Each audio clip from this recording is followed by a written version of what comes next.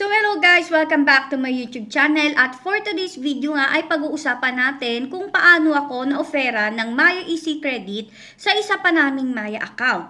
Kung gusto nyo malaman kung paano ay stay tuned lamang. So nung March 13, 2025, halos 1 year na siya, nag-try akong mag-apply ng Maya Easy Credit. So ito yung first time ko lang gumawa ng Maya at yung Maya na ginawa ko na to is sa name ng asawa ko. So bago ako gumawa ng Maya sa account ng asawa ko is meron na rin akong Maya account. Yun nga lang is hindi ko talaga siya ginagamit. Open lang talaga ako ng account pero hindi ko siya ginagamit. So syempre dahil na hindi ko nga siya ginagamit, wala talagang ka-offer doon. So yun nga nung nag-apply ako dito sa account ng asawa ko ng Maya Easy Credit, ay good news naman dahil kahit kaka-open ko lang ay na-offeran siya ng 1,000 na Maya Easy Credit.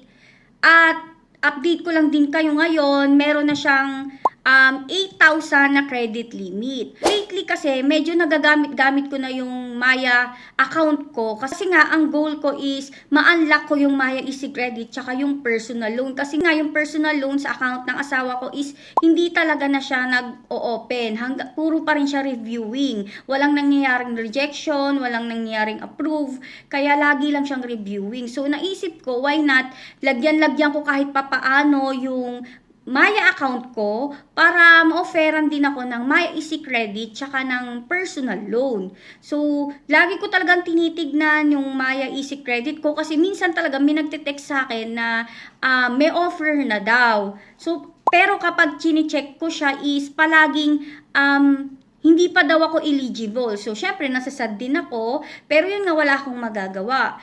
Pero ngayon, 3 days, sunod-sunod talagang may nagte-text sa akin na galing mismo sa Maya Credit at sinasabi nga daw na mag-apply lang daw ako sa Easy Credit at magkakaroon daw ako ng 7,000 na credit limit. So, syempre, natutuwa ako pero may doubt pa rin ako kasi nga baka pag chinek ko na naman yung Maya Easy Credit ko ay wala naman talaga. Hindi naman ako eligible. So, yun nga, dahil gusto ko talagang malaman is chinek ko na siya. So, inopen ko yung Maya ko tapos nag-direct na ako agad sa Maya Easy Credit. So, ayan, clinic ko lang yung continue. Tapos ganito nga yung set up your credit. Lagay ko na lang dito is yung billing end date na gusto ko, pati yung alternative na mobile number kasi kailangan yan at inihingi nila. After nyan is clinic ko lang yung continue. Habang naglo-loading siya is iniisip ko, naku baka hindi na naman ako eligible at baka fake news na naman yung nare-receive ko na text. Pero yun nga,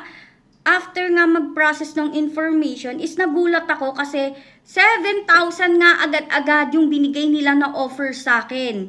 Hindi 1,000 kundi 7,000 agad, which is malaki talaga. Samantalang hindi ko naman to nilalagyan ng malaking amount or kung lalagyan ko man ng medyo malaking amount is tina-transfer ko rin agad kasi nga parang pinapadaanan ko lang siya mga 5,000 ganun kasi nga para masabi lang na nilagyan ko siya.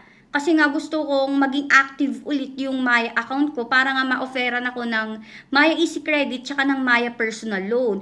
Pero yun nga, ilang days ko pa lang siguro 1 month ko pa lang yung ginagawa, na-offeran na agad ako ng Maya Easy Credit tapos 7,000 pa. Yun nga, sadly, dun sa personal loan is hindi pa ako eligible kasi siguro baka kailangan ko muna gandahan yung pagbabayad ko sa Maya Easy Credit para malaman siguro nila kung pwede na nila akong or eligible na ako para sa Maya Personal Loan. So yun nga, kapag na-offeran talaga kayo ni Maya Easy Credit, which is madali lang din naman talaga silang magbigay ng offer basta talagang maging active lang kayo sa inyong mga Maya account kahit na mag-cash in, cash out lang kayo or magbayad kayo ng bills. Kasi one time lang ako, siguro nitong week lang akong nagbayad ng bills dito sa Maya kasi nga ginamit ko siya sa pambayad ng home credit kasi nga mas mura magbayad ng home credit sa Maya kaysa sa GCash. Kasi sa GCash, 15 pesos yung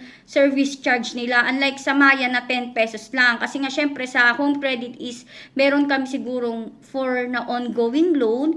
At kung 15-15 yun, diba? So sayang din naman. So sa Maya talaga ako nagbabayad. So, yun nga, kapag meron na kayong credit limit, huwag kayong magpapalit ng bayad para talagang magtuloy-tuloy yung offer sa inyo at taasan nila yung offer sa inyo.